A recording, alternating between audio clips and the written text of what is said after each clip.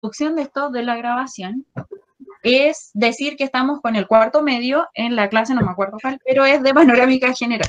Eso es lo primero que tengo que decir. Y lo otro es que yo no los puedo ver porque tengo que fijar mi pantalla. En el fondo tengo que ser yo la que siempre salga como en la grabación. Bueno, los profes en general, para evitar como cualquier malentendido. Recuerden que en redes sociales, bueno, esta es una red social, pasan miles de cosas y hay que evitar eso. Así que yo lamentablemente no puedo ver si están con, solo puedo ver si tienen el micrófono encendido y bueno, supongo, y tampoco puedo ver si tienen la cámara. Así que ya se comprende. Como que solo veo como las fotitos que ustedes tienen en sus correos, de algunos, porque no todos tienen. Así que eso es como lo único que puedo ver de ustedes. Probablemente antes, cuando nos despidamos, como que trate de mirarlos porque los echo de menos, como que no creí que me pasara eso con ustedes, pero bueno. ¡Qué linda! Era súper lindo el mensaje hasta esa parte, profe. Me dejó con el corazoncito roto. Sí. ¿Cuál parte? Que usted no pensaba que no iba a extrañar. Yo iba a hacer el COVID, porque yo iba a estar... Ahora por eso voy a estar gorda de la pena. Voy a comer. Es probable. Y eso pues chiquillos, bueno, eso como de momento. Con los otros cursos se me ha conectado mucho menos gente, aquí hay harto, así que ya al final, bueno, para el otro bloque, porque recuerden que tenemos el almuerzo entre medio, así que en el otro bloque vamos a hacer como un recorrido como para saber cómo está cada uno, porque de verdad que quiero como saber cómo ha ido la cuarentena. En general he ido diagnosticando que están medio aburridos. Yo no entiendo por qué, si hay tanto que hacer en redes sociales y en el mundo de internet. Hola, profe. Hola, ¿quién me habla? El alumno nuevo, el Felipe. Felipe, ay, pero Felipe, si yo sé quién eres tú. No, ya se acordaba, güey. Buena, Felipe. Buena. ¿Qué pasó, Felipe? Dime. No, la estaba saludando, ¿no, profe? Ah, qué tierno, hola, Felipe. Sí, no sé, a mí solo se me están olvidando, o sea, se me han olvidado los horarios de las clases, porque no me acordaba a qué hora empezaba esta, a qué hora empezaba el recreo, eso se me estaba olvidando, pero ya retomé el ritmo. Ya, chiquillos y chiquillas, entonces, dada ya la introducción a mi intimidad, bueno, y de repente si escuchan ladrillo, el Nicanor que anda por ahí dando jugo. Y a veces quiere entrar a la pieza y pintamonear, esperemos que no sea esta la ocasión. Ya, la clase de hoy día, como ha sido la tónica de todas las otras clases, consiste en que vamos a hacer como una panorámica general de los aprendizajes que hemos desarrollado hasta ahora, los aprendizajes que vamos a tocar como estas 2 semanas que se nos vienen, y finalmente el cómo vamos a evaluar, y eso es súper importante. Para ello les preparé un Power, como siempre, y es lo que voy a proyectar ahora para que lo puedan para que vaya como guiada en el fondo la clase. Ya, lo que les voy a pedir es que creo que todos tienen, sí, todos tienen el micrófono silenciado, así que bacán. Si alguien quiere preguntar cualquier cosa, me interrumpe, desactiven el micrófono y me interrumpen, como que yo no tengo ningún problema con eso. Y lo otro es que si es que no quieren hablar o no pueden, escríbanme por el chat, porque eso sí lo estoy poniendo, o sea, estoy como súper atenta a eso. ¿Ustedes ven ahora la presentación? Sí. Sí. Dice, sí. La Cami... ¡Ah! Me manda saludos, qué linda. Me vio. ¡Oh, qué bonita! Bueno, dile que yo igual la estoy ahí observando por redes sociales, así que estaba al tanto. Ya, yo le diré. Ya, chiquillas, entonces... bueno, como les decía, el objetivo de la clase de hoy día es repasar, esto es como un objetivo que inventé para hoy día, pero es repasar los contenidos aprendidos hasta el inicio de las vacaciones, que esto fue el 13 de abril. Yo no sé si ustedes descansaron en vacaciones, yo cruzo los dedos para que nos den vacaciones en julio, si no voy a morir igual. Bueno, y resolver las dudas sobre los contenidos que aprenderemos y las evaluaciones que se implementarán. Por lo tanto, ¿Cómo se va a estructurar? Bueno, probablemente este primer bloque solo alcancemos a ver como los aprendizajes aprendidos, que redundante, lo que hemos aprendido en realidad, y quizás alcancemos a ver lo que nos queda por aprender. Pero ya después del almuerzo nos tocaría como ver el tema de las evaluaciones, ya que esas son las 3 partes de la famosa clase. Entonces, ya de lleno en lo primero, a ver, ¿me escuchan bien, chiquillos? Sí, profe, sí lo escuchamos bien. profe. bien. Sí, Ya. Claro. Si necesitan que mejore el audio o algo así, avísenme inmediatamente, porque en algunos casos no, con algunos cursos como que no me escuchaban tan bien. Ya, entonces, ahora yo voy a hablar como siempre me ha gustado hacer, eternamente. Y cualquier cosita, o sea, ya saben que me pueden interrumpir.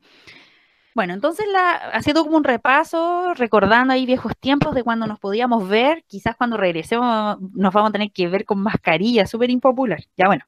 Pero en esta época, cuando todavía éramos cool y nos podíamos ver, partimos el año académico retomando contenidos que habían quedado pendientes del año pasado y partimos con esto de los gobiernos postdictadura. Bueno, este es un esquema que se los he repetido un montón de veces del cómo se constituye el Chile actual y que tiene como estas 2 dimensiones, para mí al menos, que es mi propuesta de clases, que es por uno la patita o el aspecto de la dictadura cívico-militar, que tiene como 2 aspectos súper importantes. Por una parte el neoliberalismo, que es este modelo económico, y por otra parte la Constitución de 1980, que es como el documento oficial desde donde se establece el neoliberalismo. Y por otra parte, el Chile actual también se construye a partir de los gobiernos postdictadura, es decir, el gobierno de Elwin, Frei, Lagos, Bachelet, Piñera. También esos constituyen hoy día parte del cómo somos como sociedad hoy día. Este año es particularmente, si es que logramos retomar en algún momento, ojalá lo podamos hacer, pero el currículum o cuarto medio en el fondo está muy focalizado a estas 2 patitas de la dictadura cívico-militar. El neoliberalismo, el segundo semestre nosotros vamos a trabajar lo que es mercado laboral. Entonces nos vamos a ir de lleno a abordar neoliberalismo. Por lo tanto, es súper importante que ustedes desde ya resuelvan todas sus dudas. Les comento que el documental Los Chicago Boys está en Onda Media, así que lo pueden revisar si es que quieren verlo de nuevo. Está con los subtítulos bien puestos, en HD, espectacular el documental, al fin lo liberaron. Y por otra parte, este primer semestre vamos a trabajar todo lo que es la Constitución. Quizás suena un poco fome, pero realmente no lo es. En verdad es muy entretenido y tiene como mucha vigencia ambos temas. ¿Por qué motivo? Y es porque el neoliberalismo hoy día creo que nos está jugando quizás una muy mala pasada. No sé si vieron hoy día las noticias que el desempleo hasta febrero, marzo creo, alcanzó un 8,2%, y es probable que cuando salgan los índices del desempleo de junio, o sea, como abril, junio, aumente y se disparen, porque espero que quizás ninguno de ustedes esté pasando por esa situación, pero personalmente tengo a muchos amigos que han perdido su trabajo, a muchos que les están reduciendo a la mitad sus salarios y además les están comiendo sus ahorros del seguro de cesantía. Está compleja la situación y eso va a dar pie a replantearse muchísimo cuáles son los costos del neoliberalismo. Y por otra parte, la Constitución del 80 por el proceso constituyente que estamos viviendo. Recuerden que en octubre deberíamos estar votando, muchos de ustedes van a poder hacerlo, yo creo que van a aplazar el plebiscito y por lo tanto es probable que si lo aplazan vamos a tener a todos a ustedes votando para ese evento y por temas bien personales le he dado muchas vueltas al tema de la Constitución y hay discusiones que me gustaría plantearlas con ustedes más adelante, son reflexiones que le he dado, me he tratado de autoformar bastante este tiempo. De hecho, he aprovechado harto la cuarentena para eso y, bueno, quizás les da lata como como pensar que les voy a plantear como esas discusiones, pero yo me estoy muy entusiasmada de saber qué opinan, de que me retroalimenten y de que en el fondo podamos como ir desarrollando nuevas ideas, porque son cosas que me han ido emergiendo como hace muy poquito. Así que eso. Bueno, nuestra segunda clase presencial que tuvimos tuvo que ver con democracia y, bueno, la democracia representativa y derechos humanos. Hablamos de las características que tenían los derechos humanos. Vimos un video, no sé si se recuerdan, del 18 de octubre, o sea, de ese momento, donde hablábamos del daño que se le estaba generando a las personas. Era en particular, creo, sobre la violencia o la represión de carabineros. Y me recuerdo muy bien, de hecho, como las preguntas que surgieron, como si en verdad de qué sirven los derechos humanos, y al final igual nos están como, los están violando, como que los derechos humanos, me acuerdo de una idea que surgió en la clase, como son inherentes como al poder coercitivo, como la represión es inherente, al concepto de Estado, y por lo tanto como que siempre te van a reprimir. Y como que recuerdo mucho esas ideas que estuvieron súper buenas para la discusión. Y también tratamos de generar como un concepto en común de qué es lo que entendíamos por ellos, etcétera. Eso, bueno, y en términos súper generales, los derechos humanos son inherentes al ser humano, es decir, nacemos con ellos desde el momento en que se nos considera, se nos da la calidad de seres humanos, ya tenemos como tatuada la Carta General de la Declaración de Derechos Humanos. Por lo tanto, mi perro, aunque yo lo quiera mucho, él no tiene derechos asegurados universalmente, son inalienables y universales, es decir, como son para todos igual, y yo no puedo renunciar a mis derechos humanos, son de mi vida hasta mi muerte. No puedo como decir, ya ahora me aburrí de esto, jamás no voy a seguir como, no los quiero, sino que son para siempre, ni se los puedo transferir, decir, ya se los voy a transferir a los niños de África porque creo que ellos son más vulnerados en sus derechos humanos que yo. Tampoco puedo hacer eso porque se supone que somos iguales. Son interdependientes e indivisibles, es decir, no es que los estados puedan hacer como una selección los 5 mejores derechos humanos y eso vamos a ser los que respetamos, sino que debiesen respetar todos los derechos humanos porque todos se relacionan entre sí. No hay derecho a la vida si no hay un derecho a un ambiente libre de contaminación. No hay un derecho a la vida si es que tampoco hay un derecho a la educación o al derecho a la salud, etcétera. Y son imprescriptibles. ¿Qué quiere decir eso? Que si yo me muero, cuando yo me muera, los delitos de derechos humanos van a seguir hasta el fin de los siglos. Entonces, aunque si yo en dictadura sufrí violación a los derechos humanos y morí en ese momento, mi familia puede seguir como luchando por la justicia hasta el fin de los siglos. O sea, hasta mis tataranietos podrían eventualmente seguir luchando por mis derechos humanos porque esos delitos nunca van a caducar. Como si pasa, por ejemplo, con los delitos comunes. Por ejemplo, no sé, una violación es un delito que a 20 años prescribe. Por lo tanto, no sigue vigente. Eso. También, y esto fue lo último que vimos, fueron como los debates actuales. ¿Por qué sale 1, 2 y 4?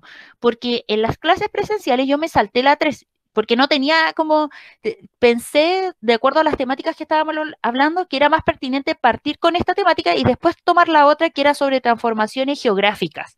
Como que sentía que como que irrumpía la conversación y la discusión que estábamos llevando. Por eso me salté y la 3 la suplico en la guía. Entonces, en transformaciones actuales, bueno, lo primero con lo que partí fue como con el feminismo, con el movimiento de mujeres.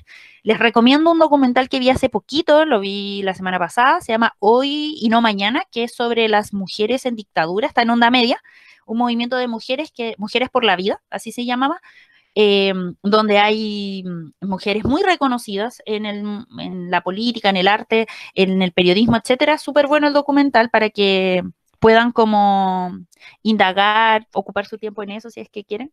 Sé que están muy colapsados con las guías y todo ello, pero de repente este feriado pueden aprovecharlo. Bueno, hablamos de eso, no voy a entrar en detalle porque es parte ya de lo que vimos en clase. También hablamos sobre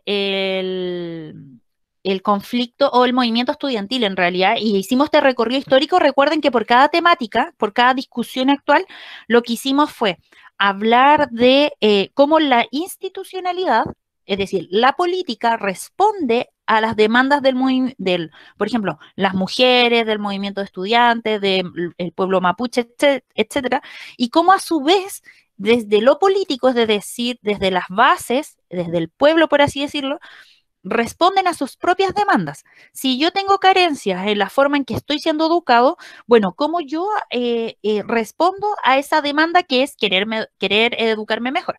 Entonces, eso fue lo que hicimos como con cada una de las temáticas. Y la segunda que discutimos también fue el tema del movimiento estudiantil. Entonces, esta foto, recuerden que, porque yo les planteaba como esta idea mía de que en el fondo hoy los estudiantes estaban como con una mirada súper como panorámica de los conflictos que existen en Chile. Partieron de algo muy particular y gremial, por así decirlo, a algo como hacerse cargo de un problema país, que esta es del 18 de octubre, o no sé, días antes. Bueno, luego seguimos con el tema del conflicto mapuche, una imagen que recuerda a Catrillanca, el asesinato a Catrillanca por parte de carabineros, y también ahí hice un recorrido como de memoria de todos los que habían caído y los motivos por los cuales habían sido asesinados o habían muerto, que una estaba vinculada por la defensa de la tierra y el otro por el defensa de la tierra como que viene históricamente, el recuperar tierras que el Estado chileno les ha quitado, y por otra parte es como también la defensa del medio ambiente, y que en esa resulta muy interesante que son las mujeres mujeres mapuches quienes han desarrollado esa lucha, y que lamentablemente hemos tenido como caídas en eso, que son la Macarena Valdés y otras más. Y lo último, que creo que no alcancé a como comentarlo bien, es el tema medioambiental, el conflicto medioambiental. No sé si han visto últimamente las noticias, pero resulta que nuevamente Quintero, Ventana están presentando niveles de contaminación súper altos. Ese es un problema gigantesco y bueno, en la clase no alcancé como a indagar a qué yo me refería con un conflicto medioambiental. Es probable que yo me detenga cuando regresemos a clases porque es algo que probablemente va a seguir como estando en la palestra. Porque de hecho como que debiésemos verlo en algún minuto durante este semestre. Si es que volvemos y todo como que regresa a la normalidad. Pero de momento como que simplemente lo menciono. Y lo que debiésemos haber aprendido a través de las famosas guías es lo siguiente. La primera que hice, bueno, yo ahora que repasé las guías, les pido disculpas porque fueron súper largas, lo admito, fueron gigantescas. Tengo una guía de 14 páginas, me fui embolada, lo admito, es mi culpa. Me entusiasmé en un minuto, creí que era como que solo existía historia y nada más en sus vidas. Así que entiendo si es que están agobiados o sea, lo voy a remediar haciendo guías más cortas y mucho más abordables. Creo que voy a aprender de esta situación. Aparte que nunca se había dado, entonces tampoco tenía cómo saberlo. Entonces, bueno, esta guía, que también es muy larga, habla sobre el impacto geográfico que tiene el neoliberalismo. Y bueno, los temas que abordan en el fondo son como el tema de la apertura económica, las transformaciones territoriales. Si se fijan, es probable que ahora yo hable como con mucha propiedad como que redundante como con el neoliberalismo, pero es probable que yo ahora como que solo hable del neoliberalismo y no me detenga a explicarlo, porque como le dimos bastante tiempo a entender esto, lo hemos retomado varias veces, hoy día para mí ya debiese ser como contenido pasado. Y si es que aún tienen dudas sobre eso, es momento ahora de ponerse al día, porque de verdad que todo lo que venga es en función a esos códigos. Todo va a ser como que yo ya voy a dar por hecho que ustedes entienden las bases mínimas del neoliberalismo y cómo ha impactado en Chile. Entonces me importa harto de que si pueden, por ejemplo, retomar el documental, verlo de nuevo para entender ciertas cosas, si me quieren preguntar al respecto, es ahora como el momento de ponerse al día. Bueno, entonces, en esta guía hablé, por ejemplo, sobre los polos industriales, la reconversión de zonas rurales, específicamente el desarrollo de las viñas, los monocultivos, como la palta, por ejemplo. Los polos industriales que están asociados a la gran minería del cobre. Recuerden que nosotros tenemos como ese foco económico súper bien desarrollado, hasta antes del COVID al menos. La silvicultura, en particular lo que son las empresas madereras, las celulosas son las que generan el papel, y que están todas asociadas al tema forestal, que también es súper fuerte en Chile. La acuicultura, que está asociada al tema en particular de los salmones. El suelo urbano ha generado una transformación súper grande. El mercado del suelo, bueno, todo esto igual es un diagnóstico previo COVID. Yo creo que todo esto va a cambiar ahora. pero el mercado del suelo antes estaba súper cotizado, por algo los departamentos son carísimos, es muy, a pesar de que sea, por ejemplo, no sé, Estación Central, una comuna que antes quizás no era como foco para que la gente fuese a comprar, hoy día tiene valores muy grandes, como las empresas inmobiliarias en alianza con las comunas han logrado desarrollar proyectos inmobiliarios como gigantescos, brutales, un poco como, no sé, como soberbios para el panorama urbano, que son estos famosos guetos verticales, y además un crecimiento totalmente desordenado. O sea, en Estación Central vemos como unos CITE y como que los rodean puros guetos verticales, o sea, lo más desordenado que puede existir. Y finalmente como la modernización que ha traído como las redes de comunicación terrestres con creación de carreteras, los aviones, el desarrollo, bueno, hoy día con la ampliación, por ejemplo, de un aeropuerto que pretende como tener mucho más alcance, los puertos también, la idea de que, no sé, Valparaíso tenga un puerto exclusivo para turistas y que no se mezcle con el tema como económico. Entonces, todo eso ha ido cambiando a propósito de la irrupción del neoliberalismo. Y en eso ha tenido un rol súper importante, no sé, gobiernos de Eduardo Frei, de Ricardo Lagos especialmente, tuvieron un rol fundamental en poder generar este impacto geográfico. Luego, bueno, hay otra guía que trata de hacerse cargo de las clases 5 y 6, que es sobre los desafíos para el siglo XXI, y esa en realidad estaba con solo actividad, y esa es muy larga, y como desafío o nudos problemáticos que consideré relevantes de abordar para el siglo XXI tiene que ver con la pobreza. Entonces ahí hay un par de fuentes que ustedes leen y pueden desarrollar. Otras con el conflicto mapuche. De hecho, hay diferentes visiones sobre cómo se entiende este conflicto. Y finalmente el tema de las energías renovables, que ahí también nos hacemos cargo como del tema del conflicto medioambiental. Y luego viene lo que a mí me encanta en términos de contenido, que es Estado de Derecho. Yo hasta hace poco estaba súper como, no me gustaba en realidad hacer estas clases porque las encontraba como fome. Yo decía, pero ¿para qué si no somos abogados ni nos estamos formando para eso? O al menos yo no, pues, quizá alguno de ustedes que quiera estudiar leyes puede hacer. Pero resulta que ahora le he encontrado todo el sentido, todo el sentido a estudiar esto. Ahora me encanta y quiero como transmitirles mi entusiasmo a tener la oportunidad de poder formarnos en esto, porque resulta que el Estado de Derecho, tal como aparece en esa guía, es la garantía de que nuestro ordenamiento jurídico realmente nos va a ordenar como institucionalmente, como que es muy interesante lo que pasa, porque creo que entra un plano también filosófico, donde nosotros le cedemos toda nuestra libertad a una constitución que nos va a demarcar todos los límites y todos nuestros como pasos como dentro del campo de juego. Como que todos los pases que hagamos, todos los goles que metamos van a estar demarcados y van a ser legítimos de acuerdo a esta constitución. Y el Estado de Derecho en el fondo lo que hace es como decir, bueno, para que exista un orden real en términos jurídicos y no vivamos en el desorden, ni en la anarquía, ni en nada de eso, necesitamos ciertas reglas. Y eso es lo que aborda esta guía, donde dice como un recuento, como de cuándo surge el Estado de Derecho. Es súper nuevo, por así decirlo. Así como en particular es desde la época moderna, con esta idea de las ideas ilustradas, la Revolución Francesa, etc.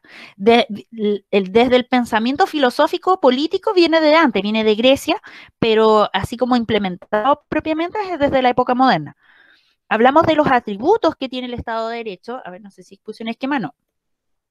Los atributos que es que necesitamos una constitución, necesitamos que una constitución que esté levantada por el pueblo, que sea hecha por el pueblo, levantada por el pueblo, y que se respete además. Necesitamos que nuestros gobernantes estén bajo el alero de la ley y además haya división como de los poderes. Necesitamos que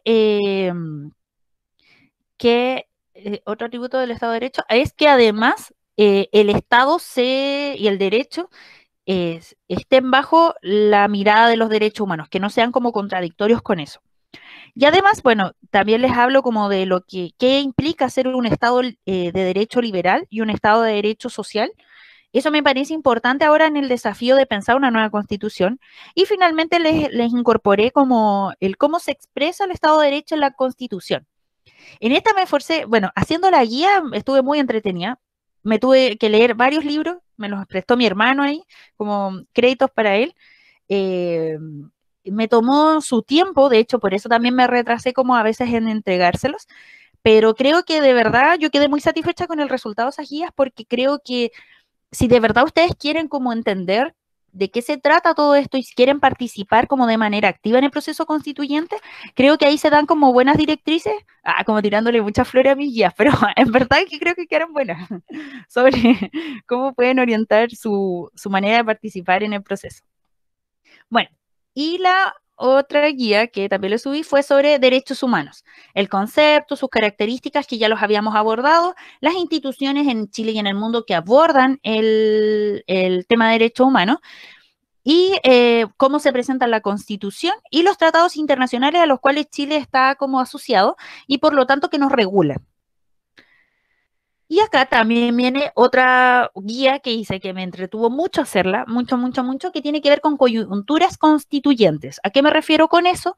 ¿Cuáles fueron los momentos previos, o cuáles han sido en realidad, no los momentos previos, cuáles han sido nuestras constituciones y por lo tanto los momentos que se dieron para crear esas constituciones? Y acá yo les puse este esquemita, yo me basé en un artículo de Gabriel Salazar, que yo amo ese artículo, lo encuentro muy claro, es el primer historiador en Chile que se dedica a hacer eso. De ahí han venido muchos otros a complementarlo, pero de hecho la guía está hecha en base a ese artículo. Ese artículo es fundamental para entender todo. Y toda la crítica que hoy día existe a la Constitución del 80 provienen de esas ideas de Salazar, que él las desarrolla en dictadura. Entonces son súper interesantes. Bueno, él plantea que existen 3 momentos constituyentes. ¿A qué? O coyuntura constituyente. ¿A qué nos referimos con eso?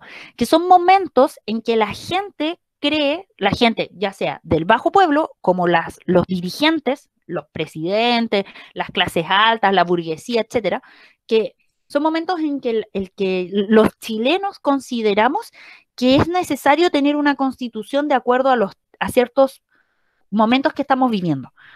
Un proceso constituyente es el momento en el cual votamos o empezamos a redactar una nueva constitución y la aprobamos. Pero también puede ser los momentos previos, puede ser la manifestación, puede ser, no sé, los afiches, pueden ser como las asambleas, los cabildos que se den previo a eso. Por lo tanto, un proceso constituyente puede ir, por ejemplo, en nuestro caso, desde el 18 de octubre, en el que empezamos a salir a la calle ya a pedir una nueva constitución, y va a terminar sí o sí cuando aprobemos una nueva constitución.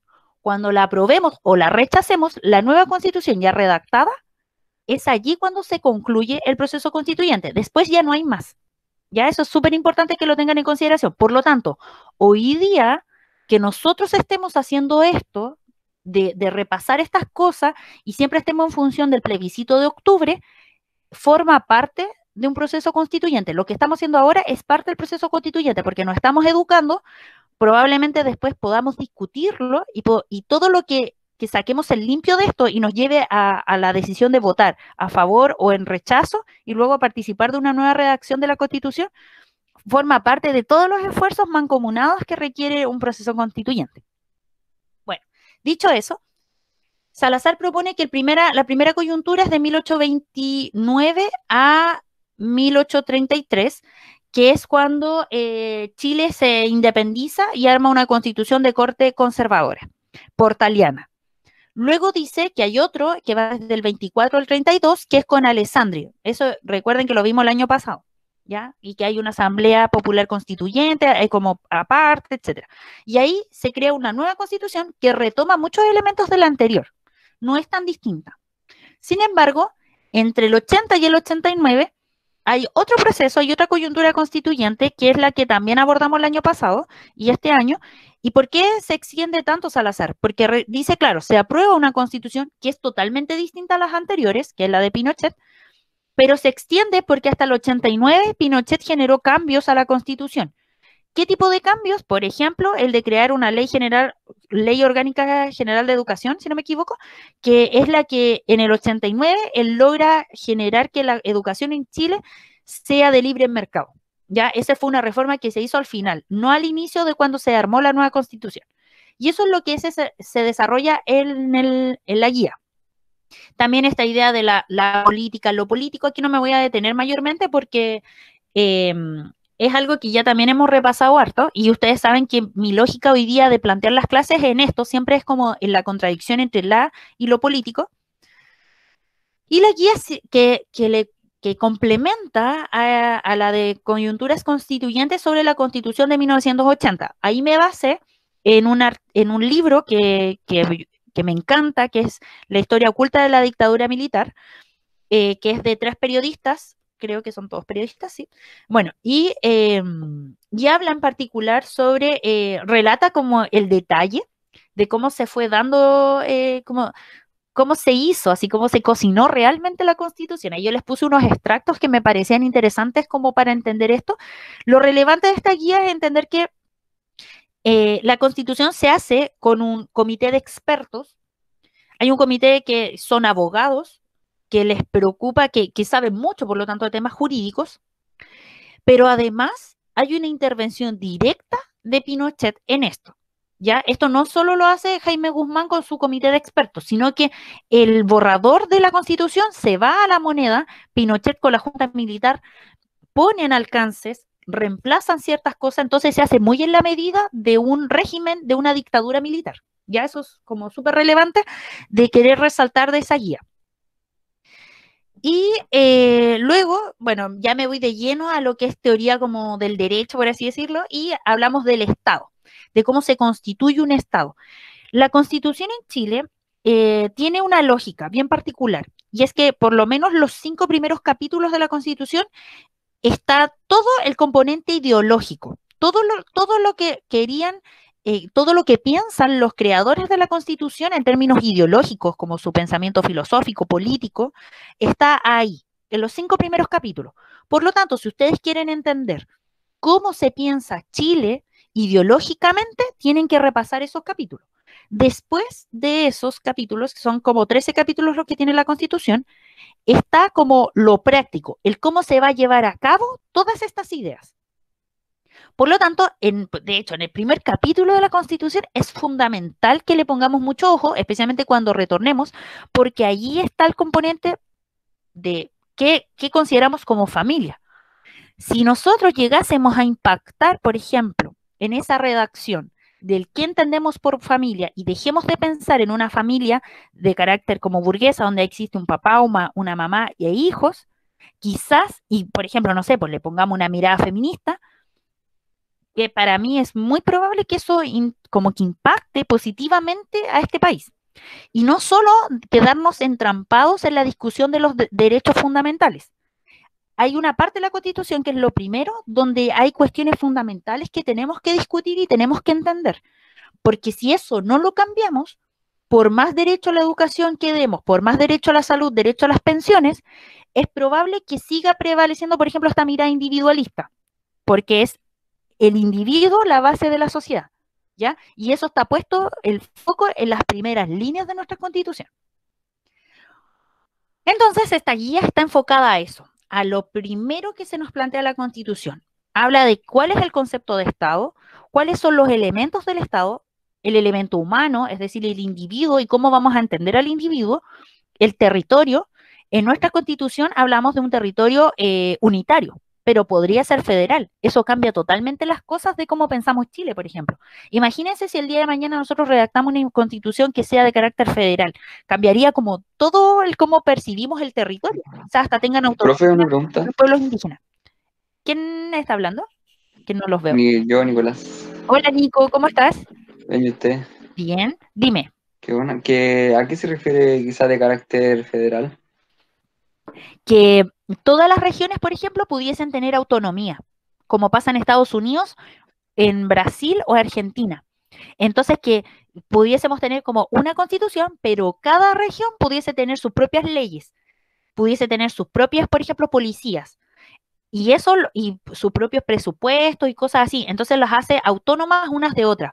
Hoy día, por ejemplo, Piñera, el presidente, perdón, determina, no sé, cuarentena general para todo Chile y medidas, por ejemplo, de sanidad para todo Chile.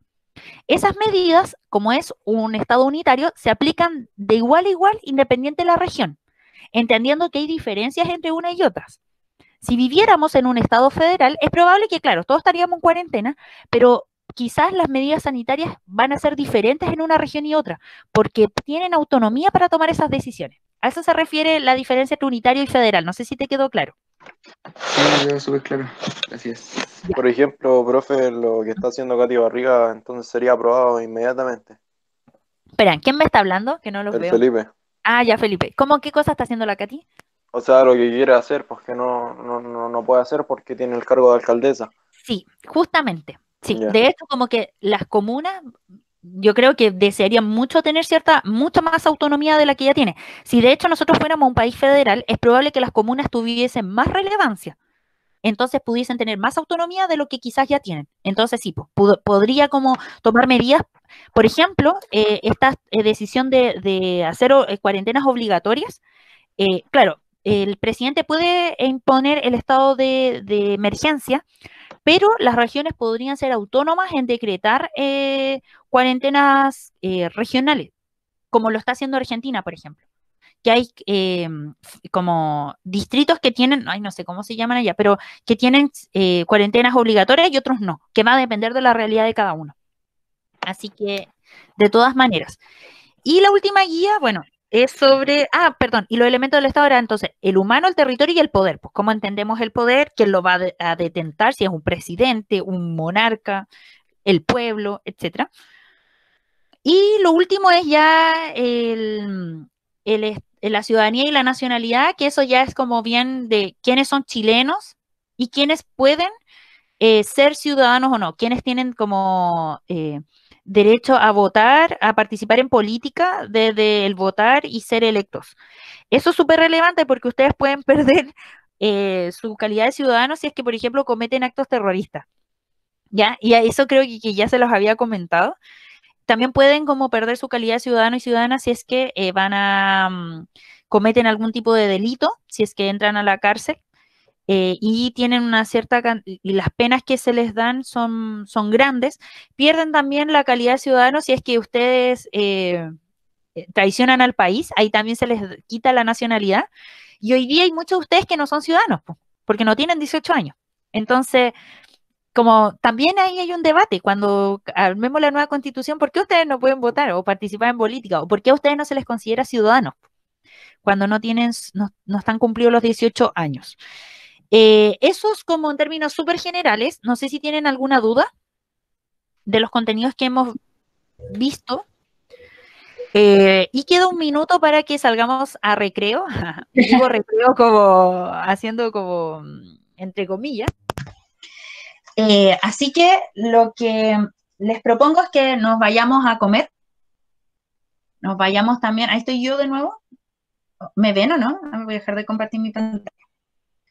Les propongo que nos vayamos a comer entonces y al retorno voy a hacer bien rapidito los contenidos que nos quedan por ver. Si tienen alguna duda, me preguntan ahí.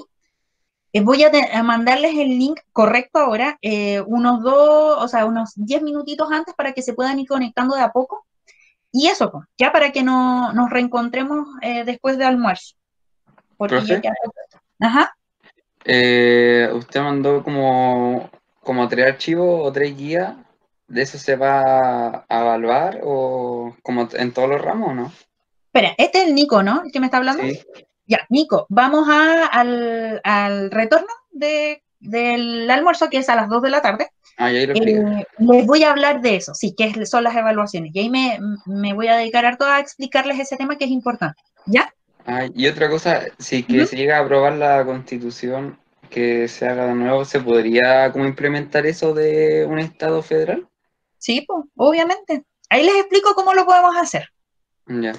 ¿Ya? Ya, chiquillos, nos vemos a las 2 para que vayan a comer ya que estamos justo en la hora.